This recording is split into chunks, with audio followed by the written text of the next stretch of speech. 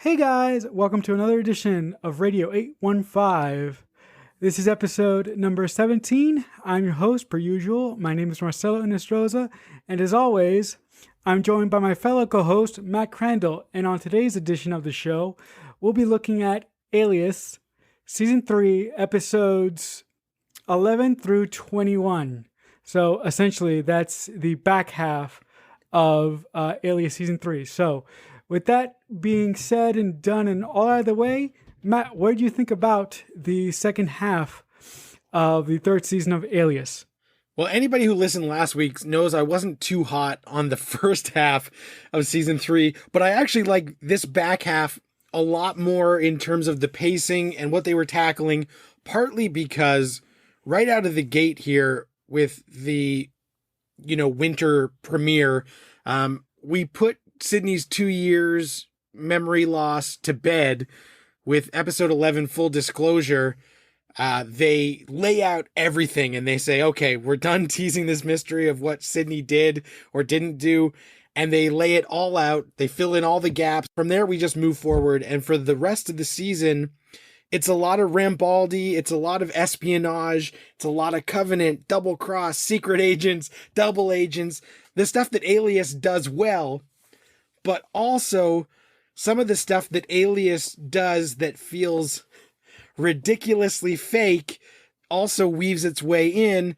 And I think it's kind of a J.J. Abrams staple, even though J.J. didn't have much to do with this, where sometimes, this is kind of relating back to his Star Wars stuff, sometimes too many people are related or like everyone's family is all comprised of spies that you start to like roll your eyes a little bit, and it makes the Jack, Sydney, Irina connections seem a little bit less special, as everyone's father or mother or brother or whatever is like connected to the CIA or the Covenant. But that first episode where Terry O'Quinn got off the island and got back onto a plane, as Kendall shows up and lays out for Sydney everything that happened. I thought that episode was awesome, where they basically opened that mystery box, laid it all out for us in a way that answered all of the questions about those 2 years, and even brought back Tarantino in a voice cameo as one of the members of the Covenant who was at the test for Sydney to see if the brainwashing it took. But I just love that Terry O'Quinn, and this was after Lost had started, Terry O'Quinn returned to Alias, and him and Sydney had that powwow on the plane where he lays it all out in Sydney's own words to let us move past that 2 years of what did she do and why. Was okay, so let me just preface this by saying, you know what happens when a good TV show gets you to like a character? They get you to like a character, they endear you to that character, and then they just take the rug out from underneath you. Yep. So that happened to me, and I'm really, really pissed off. Because they took my favorite thing about the first half of this season and put her on her head and made her a British bad woman. I will not admit, I called bullshit when she was revealed as the shooter who killed Sark's father. Yeah, Sark's father, who's also embroiled in this. Again, to my point of like everybody's family member is involved in this. Yeah, but here's the thing. I was really disappointed with that. And the reason why I was disappointed with that is because if they wanted to do that, I could have done it better. Like for a second, just let me take a playbook out of your playbook, Randall. If I armchair direct it, Marcelo, go for it. If I was going to armchair direct this, I would have had her work for the Covenant, but I would have had her work for the Covenant under duress, right? Mm-hmm. I would have had her be forced to do what she did. You could still, finish her story the same way. What I wanted out of this character per se is that I wanted her to be a good person that had to do an awful thing because the Covenant was quote unquote putting the squeeze on her, right. Per se. In the end, I probably would have had her, end up the way that she did, but I really didn't appreciate that. And the funny thing is that after she was revealed to be an agent of the Covenant and working with Sark, her behavior didn't click with me. Her behavior became so illogical and so dumb. It became super villain-esque.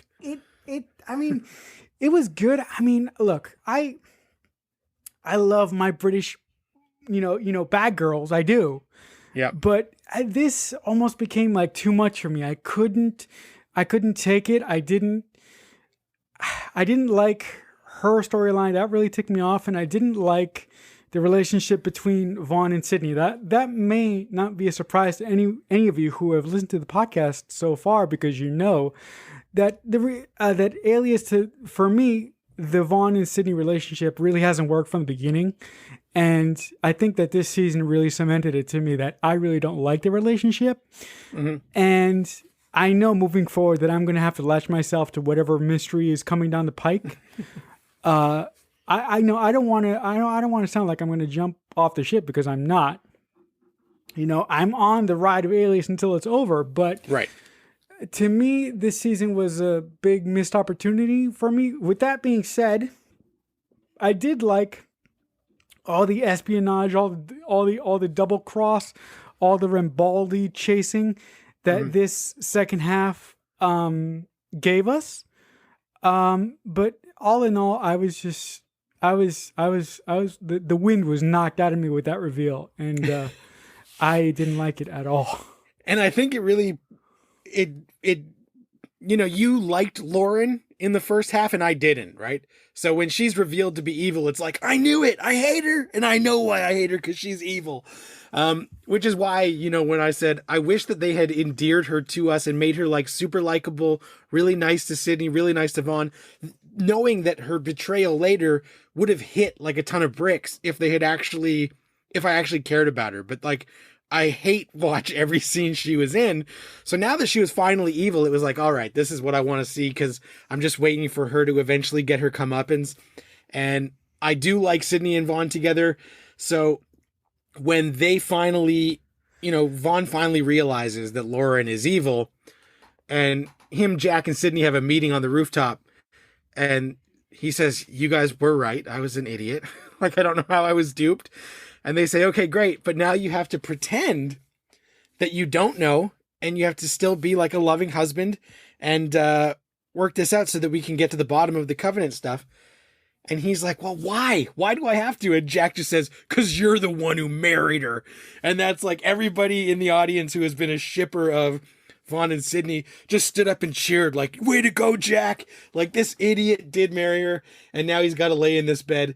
But I do like the espionage stuff where, Vaughn is tailing his wife, and then he's got to go to her parents' house and do all this double crossing.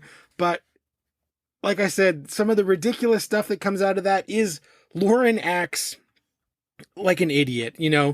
She's using Marshall's fingerprint to access parts of the building and doesn't think that anybody's going to check the records or the cameras.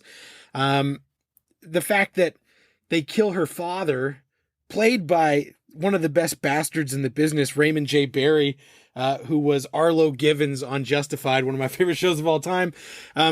He gets murdered for part of this, ridiculous cover-up plot that the Covenant has come up with, even though we know the cover-up's not going to work, because Jack doesn't think Lauren is a spy for the other side because of anything in the paper. It's because of what she said that mimicked Sark's phone call. So like, even when they do this elaborate cover-up scheme, Jack still doesn't buy it, because that's not what tipped him off in the first place. But the fact that Lauren's mom is like a high-ranking Covenant person seemed like a bridge too far. It just seemed like, really? Like another parent? And then Sydney's aunt comes out of the woodwork and starts up a thing with Jack. I like Isabella Rossellini, but again, it's like, okay, Irina has a sister who's also caught up in all of this. And then for us to find out that Sydney has a half-sister who is actually the daughter of Arvin Sloane and Irina, and she is Argentine intelligence. is like, oh my gosh, guys, like we're really stretching credibility here. But the Rambaldi stuff and the ridiculousness of some of the spy action sort of overrode that for me.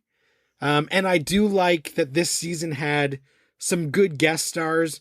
You know, Griffin Dunn from one of my favorite movies, American Werewolf in London. Ricky Gervais showed up for a bit. They brought back Jaimin Hansu, and he got murdered. The guy who played the mummy in the Brendan Fraser Mummy, Arnold Vosloo, showed up in one of the episodes as a bad guy. And of course, Tarantino makes his return. And I like the scene with Tarantino and Sark and Lauren, where Sark gets double-crossed by Lauren. Vivica A. Fox and David Carradine are both in this, and they're both from Kill Bill that came out the same year as this season of episodes. So interesting there, but sometimes just the twists and turns of everyone is related and everyone's family has this history, and Vaughn's dad was a Rambaldi, part of the Order of Rambaldi, is like stretching it to like almost the breaking point for me. When Jack calls out Vaughn for marrying Lauren and for falling into that trap, when he said that, I wanted to punch my TV in the face, because I was like, how dare you accuse him of doing that? You did the same thing. But he had already given him a talk earlier where he said, like, I was an idiot back then, so don't be an idiot now. But it still took Vaughn an extra 2 episodes to get there. So, like, yeah, Jack is a hypocrite for saying it, but also he did warn Vaughn, like, if, you know, kisses are diversions, take everything, you know, at face value, look beneath the surface. But I actually have a question for you in all this. When I was crushing on Lauren's character last week, did you know that this was coming? Did you hide this from me? Yes. Of course you did. See, I knew you did that. I was going to say, there's some stuff of Alias I don't remember, but that was not one of the things I was foggy on at all. So certainly I definitely remembered and spared your feelings by not hinting at that reveal. Thank you. Thank you. I really appreciate that, because if you did, it wouldn't have been this effective. You did mention that in this second half of season 3, we got some great guest stars. I get my favorite episode of this second half would have been the Ricky Gervais episode. And the reason why I like that episode so much is that episode really has Mission Impossible vibes to it. Big time. Everything that the CIA does to capture Ricky Gervais, and then they put him in a whole room, and then they do this whole charade. I thought was really, really great and wonderful. And the other thing that I did like about I can't say that because we're going to talk about that next week. Damn it. But I did like where things are headed. I'll just say that. And like you, I don't like the fact that everybody here seems to be interconnected, and everybody here seems to have predilection for working for the government. I don't like that at all. I think that's cheap. And I don't like Sydney's half sister. I don't like that whole thing at all. My favorite scene of this second half was when Sloane was given the lethal injection, because I thought he was dead. Yeah. Didn't last long. Didn't take. Which was a nice... I thought that was nice because they didn't tip their hand too much. Where, Victor Garber brings him the wine and Jack, revives him. That was a nice bait and switch, because for a minute there, you do think he's going to let him die. The other thing that this brings up, at least for me, the great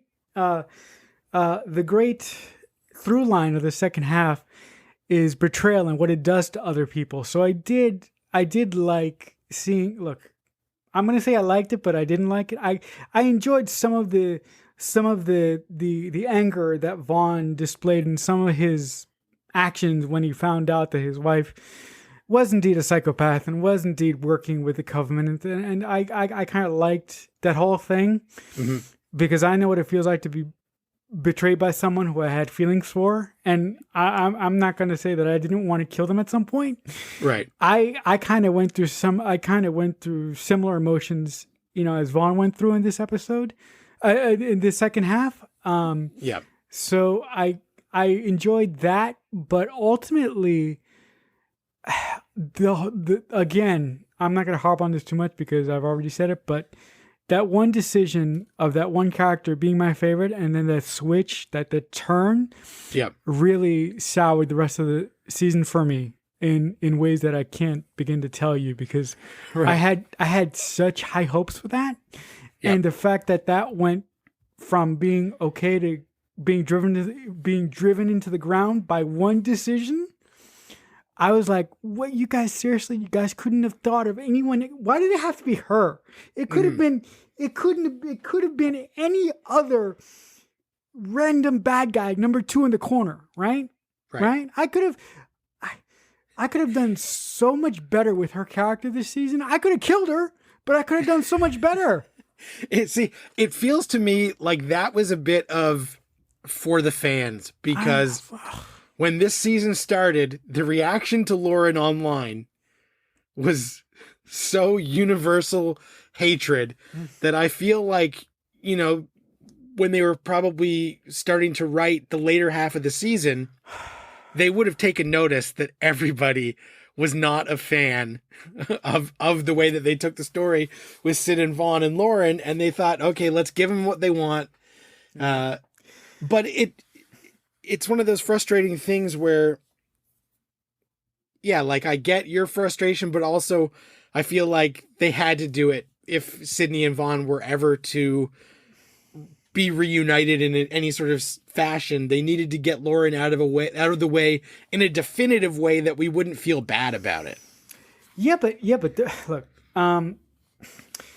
wouldn't you have rather look, I know that you hate Lauren, but just go with me for a second here. I know that you hate her. Yeah. But wouldn't you have felt better if she would have remained a good person and then somebody from the Covenant would have killed her, for God's sakes?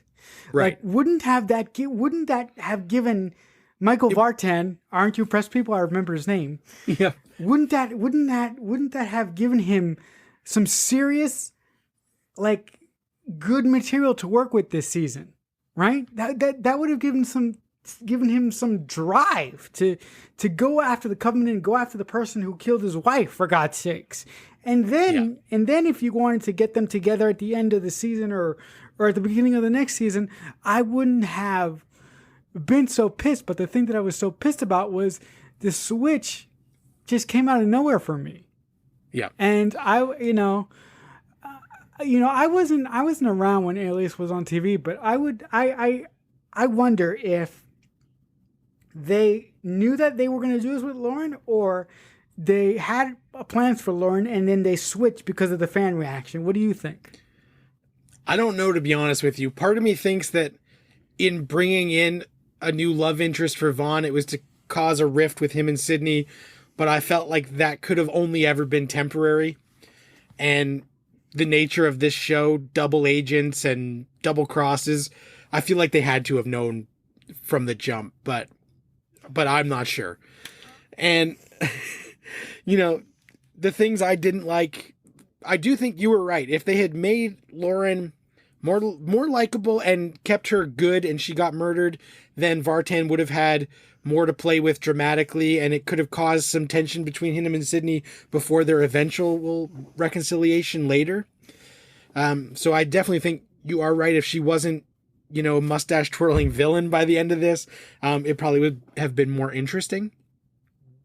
But I do think, part of the problem with this show, like, I love that they have these double crosses and they brought the Rambaldi stuff back, and that is all interesting to me, but they still fall into familiar traps. Like I said, too many people being related, so many episodes in this back half that I lost count start with a scene and then we track back to 72 or 48 hours earlier, that it starts to feel like a cheat or almost like a bad crutch.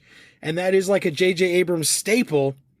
But the fact that they have done it so many times that, like I said, by the end of this 21 episodes, I lost track, because it seemed like every episode was starting with an insane action sequence and then jumping back to 48 hours earlier. That every time it happened, I was like, just trust us to be with the show and start with the boring scenes and ramp up to the action. We don't always have to be thrown into the middle of a car chase and then find out 40 minutes later why we were in a car chase. No, but the other thing that it did, at least for me, is that it was kind of exhausting. Yeah. And it's one of those things where like JJ was the guy who really brought back that device in a big way, but I feel like by the end of this season they've run it into the ground. But you have to understand that when JJ does that, he does it right. Right? Well, and that's the thing, is that I think that the writer's room is like, oh, this is something JJ would do, but they've done it so much that it loses its impact. But, this is still before Mission Impossible 3, where JJ does it with the best way, right? Like the opening of MI3 is dynamic and incredible. Yeah. So it's still not a device that I like hate, but by the end of this run, I'm just like, Alias needs to back off from it a little bit. Yeah, and I do like to go back to another point that you mentioned. I think it was at the start of the season that when I think it was a couple episodes ago when JJ left, the writers who were left in charge sort of went kind of nuts, and I really felt that in this second half they went nuts, and I didn't they kind of just I don't know I was very disappointed. I'm not going to say that I went so far as to say this back half was awful and it didn't work, because I did like spoiler, I watched the season finale, but we're going to talk about that next week. I did like ultimately where this season ended. Mm-hmm. And I thought that was very, very interesting. I didn't see that coming. But ultimately, I thought that this season was this second half was a runaway train without any seatbelts, and it wasn't a ride that I was enjoying. And I'm going to say, yeah, I don't disagree at all. Like, it definitely felt like there were times where they got dangerously close to going completely off the rails. And then they would do something that was awesome and super spy-esque that I'd be like back in. And then, the passenger's a bioweapon. And I'm like, oh, this is cool. Oh no, the passenger's a person. Okay. The passenger is Sydney's sister. What? And then like certain things start to reel it back, but certain things start to get crazy again. So I found it more dynamic than the first half, but I still think overall, I haven't watched the finale yet again. But I think season 3 of Alias, in my like general recollection, is one of the worst seasons overall for like cohesiveness. So they haven't run it off the tracks yet, but they certainly need to rail it back in. And I definitely want to give a small shout out to some of the worst product placement, or at least the least subtle product placement ever, which is episode 14. And when this aired, I watched it with my sister, and we still make jokes about this to this day. There's a scene where Sydney and Vaughn are running, and Sydney goes, "Quick, F-150!" And they jump in an F-150.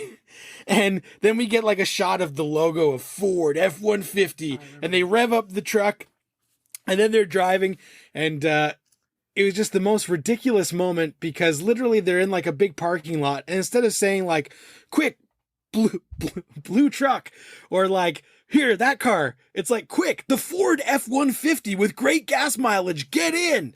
And it was just like the least subtle product placement in a show almost ever. They do it a lot now, especially like Ford is one of the ones that seems to sponsor like a lot of shows.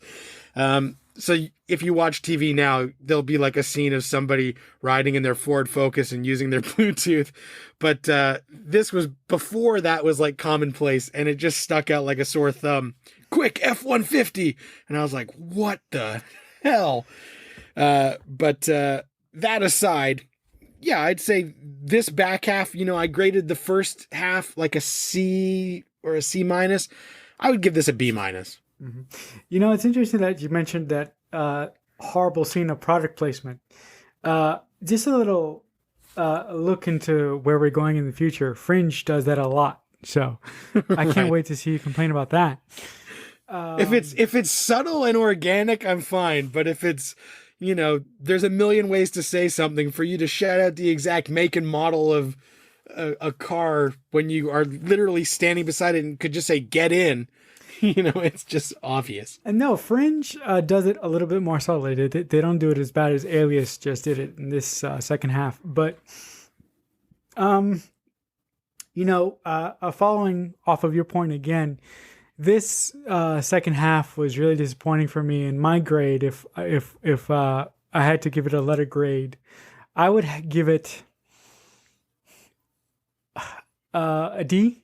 A D. Like I said, I didn't hate it, but I just thought it was a giant missed opportunity, particular in one section that really made me angry, and I couldn't get over it the whole rest of the way. There was things that I enjoyed, but that one decision really hampered the rest of my enjoyment for the second half.